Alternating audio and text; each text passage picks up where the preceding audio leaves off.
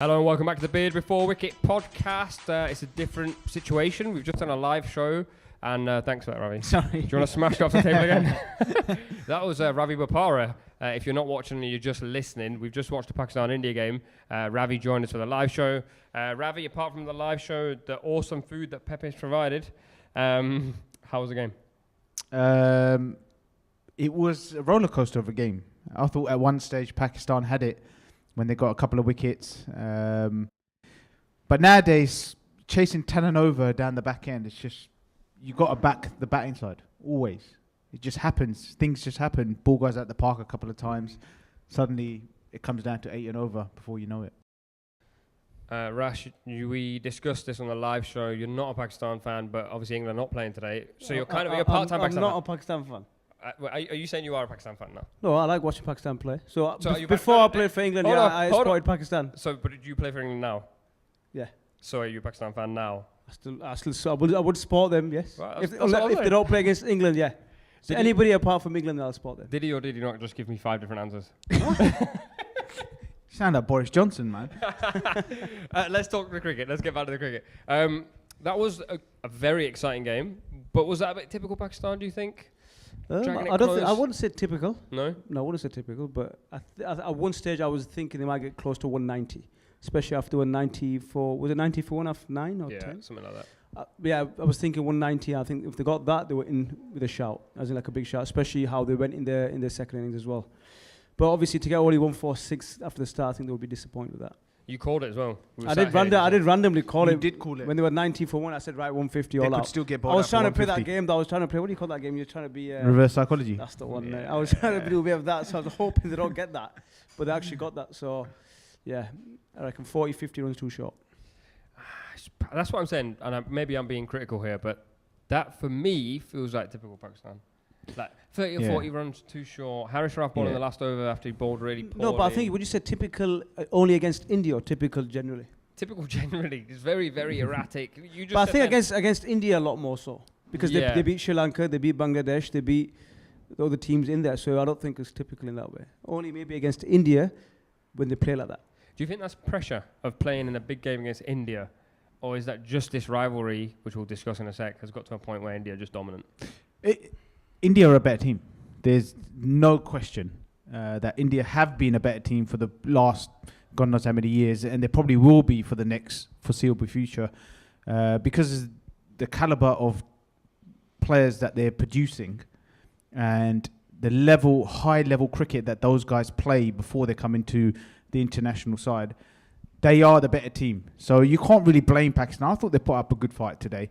Yes, they'll have a sleepless night over not scoring a minimum of 180 after that start. And that's what they're going to look back at. When they're having a meeting in their dressing room now, in the next 10 minutes or whatever, they will be saying, we should have got 190. We should have got 190. And that's all it's going to come down to. I think it's a bit harsh to be looking at people like Harris Ralph and these guys. At the end of the day, who could have done... Could you guarantee that someone else could have bowled better? No, but I'm going to just put a counter argument here, just playing devil's advocate. Simon, you bowled 1 over, went for 6 runs. At the point of that last over being played, Harris Ralph had given, I think, 37 off 3. But you can't bowl Simon Ayub in that last over. No, so you got to go to your specialist at that time. So Harris Ralph is a specialist, and he's done it over a number of years anyway. As in, like, he's performed consistently. So he couldn't. It's not because he's gone for a few runs the first 2 overs. Right, he done bowl at third. You still got to back him because he's your wicket taker. He's your number 1 bowler, and think right. He's still got them overs. He may come good. Okay, he didn't come good today, but over other games he's bowled well. So you got to back your main bowlers. And also, if someone bowls 1 over and goes for 6 runs or 7 runs, that doesn't necessarily mean that they have to bowl a second over. They might have gone for 6 or 7 runs because a new batsman was at the crease and the captain thought, you know what, let me bring in my part-timer now, get his over out the way while they're playing themselves back in again, and he gets away with 6 or 7. And then everybody looks at a scorecard and says, oh, why did he only bowl 1 over?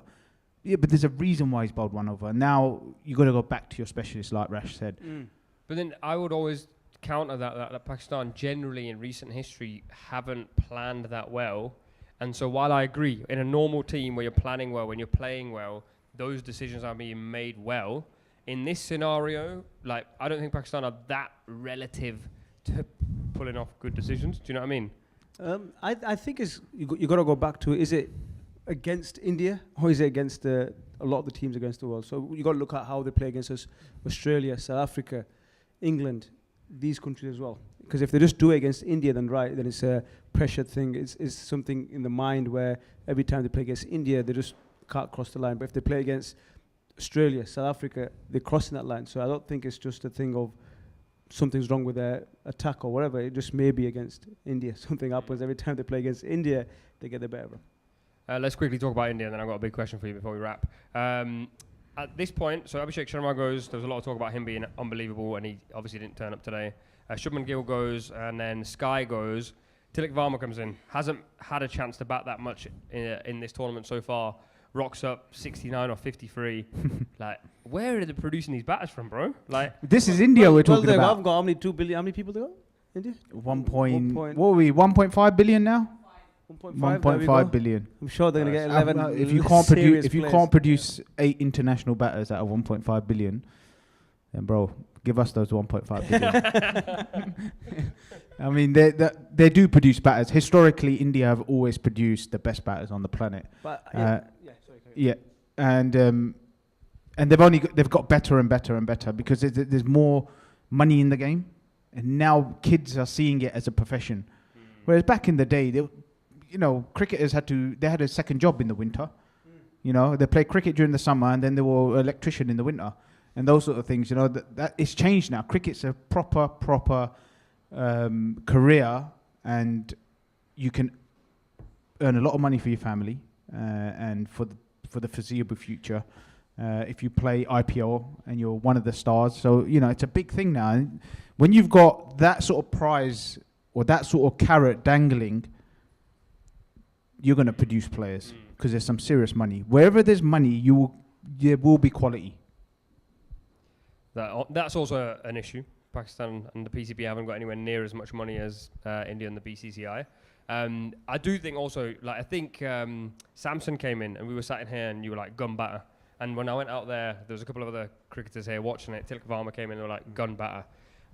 Obviously, the big question at that point then is Pakistan India even a competition anymore? And I don't mean that disrespectfully towards Pakistan, but Sky recently said the rivalry's gone, there's no rivalry anymore. I think the rivalry will always be there, just because it's Pakistan and India. In terms of cricket-wise, that will determine on form. Because at the moment, India are on top and have been on top for the past, 5-10 years. But I think there was... I think longer. Yeah. It might be longer now. We might be at 15 years now. 15 to 20 years now. Okay, past 15, 20 years. So I think it's more so on form, but it's more, the rivalry will always be there because it's Pakistan and India, it's a big thing. And like I said, this game today, it got close, it was down to 2 balls. So in terms of competing, yes, they are competing, but they're not crossing the line. Then I want to ask the question, obviously Pakistan fans, I'm speaking on their behalf here, they don't want to just be competing with India, right? They were the words you used. You used compete. No, you said it was they competed at the end. No, but you asked me a question. You said they're competing. I said... Yeah, okay, let's say I put words in your mouth and then you repeated them anyway. Where is the distance between these two, Pakistan and India? Big. Yeah. I don't think India see Pakistan as a major threat. Like they might see England as a major threat. They might see Australia or New Zealand or South Africa. Pakistan will be at the bottom of that list. The rivalry will be up there, the top of the list, but in terms of them, maybe when they're having their team chat, they're saying, listen, guys, let's not take it too lightly today. Let's make sure we bury them. Do you know that sort of language? I'm pretty sure that's the sort of language that will be spoken in that dressing room compared to a completely different language that might be spoken in the Pakistan dressing room. What do you think is being said in the Pakistan dressing room?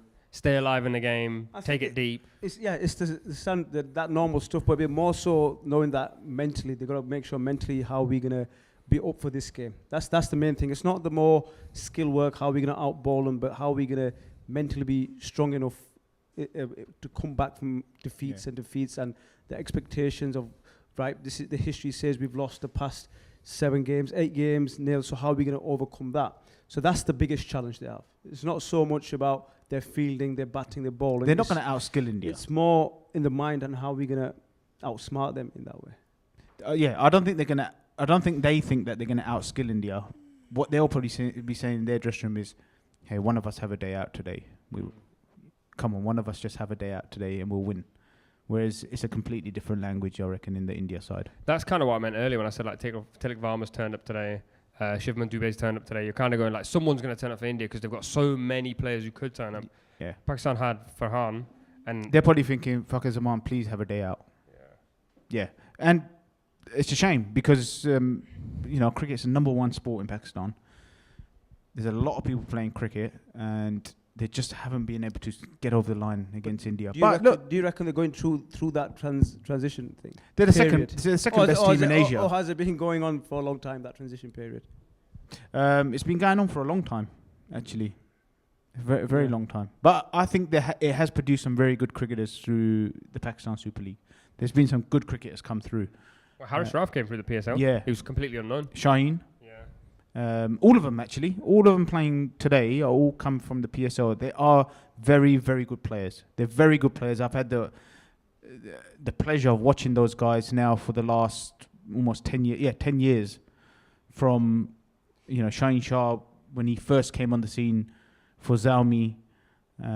So watching them over the years, how much they've improved and some of the new players that come through. There is a lot there. But just need to get it together. Maybe, I don't know, it might be a discipline issue. I don't know. Last one, Rash. You're one of your favourite spinners, right? Kuldeep Yadav. 4 wickets. He always turns up, man. I always think like he's one of these bowlers that when it's hot in the kitchen, he's there, man.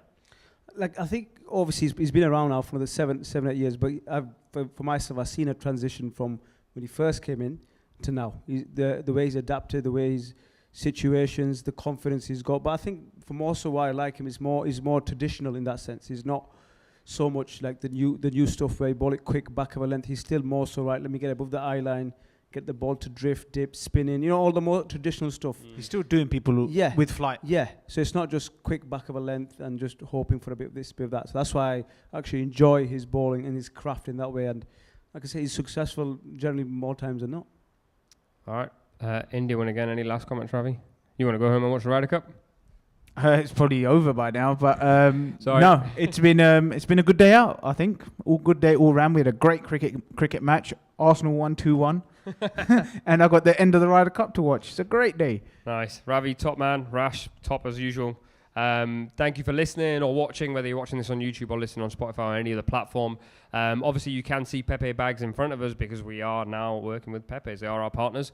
If you enjoy chicken and you're based in pretty much, I want to say like at least 5 countries. I probably shouldn't guess, but I'm going to guess 5 countries at least. And while you watch the next episode, go and tuck into some Pepe's. See you in the next one.